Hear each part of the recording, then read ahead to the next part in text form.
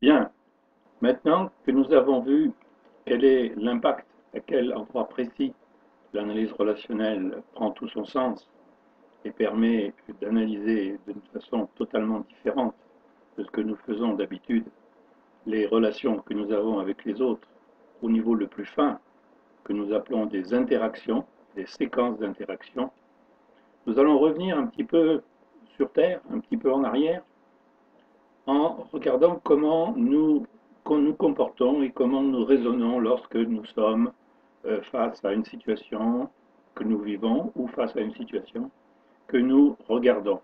On va prendre un exemple fétiche que j'aime beaucoup, qui fait un petit peu vieillot, mais qui fait toujours son effet, d'un couple qui a, je dirais, un relationnel qui risque de devenir très rapidement conflictuel. Alors, avant ça,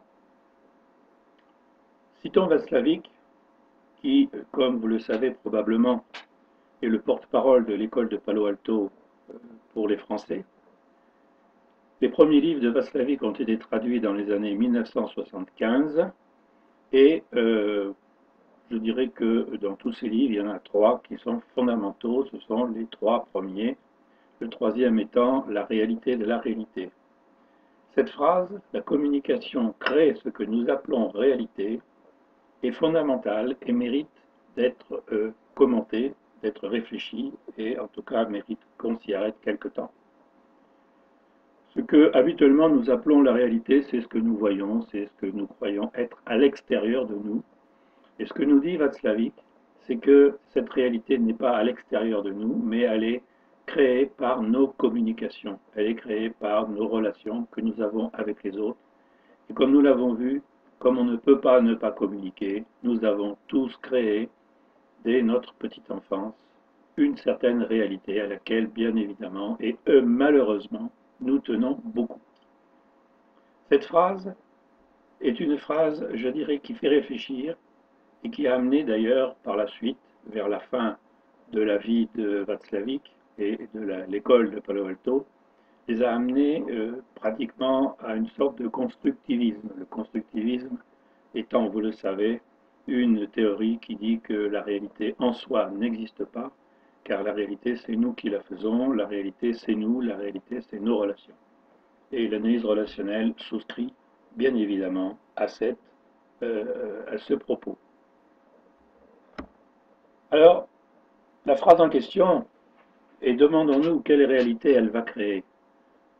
Soit un conjoint, alors je dis un conjoint parce que si je dis le mari et la femme, on va dire oui, mais bon, voilà, c'est les maris, c'est normal, les hommes ils sont ceci, ils sont cela. Toutes choses également qui correspondent à notre façon habituelle de raisonner que l'analyse relationnelle combat.